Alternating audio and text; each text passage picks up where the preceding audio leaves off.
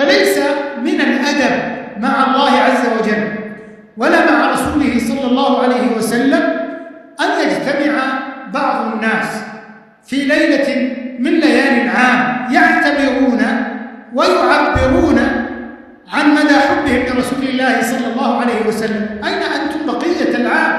فأي دليل من الكتاب أو السنة تدل على الاحتفال بالموالد عامة ومولد النبي صلى الله عليه وسلم خاصة؟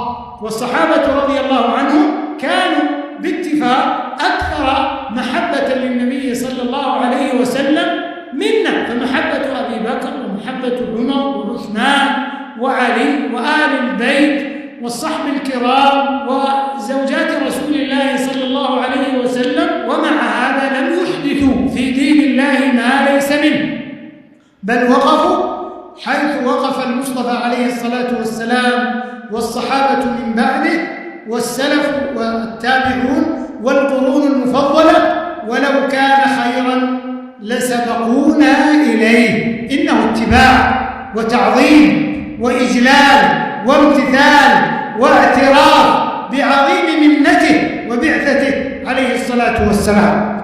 ولهذا نوصي أن المحبة الصادقة ليست مجرد أشعار تنشد وقصائد تقصد ولا روايات ولا سرديات ولا تراقصات ولا إحياء ليلة واحدة في العام تقرأ فيها المدائح وتقام فيها الحفلات وتنصب الولائم، وإنما هو عمل واستقامة واقتداء دائم من الحياة إلى الممات. واعبد ربك حتى يأتيك اليقين. ومن الظلم والبهتان والعدوان نسبة من ينكر البدع ويتمسك بالسنن بالغلو أو بالوهابية أو بالجفاء أو بالإرهاب أو بعدم محبة النبي صلى الله عليه وسلم. وإنكار البدع والغلو ليس دليلا على عدم المحبة، بل هو أعظم دليل على صدق المحبة وكمالها.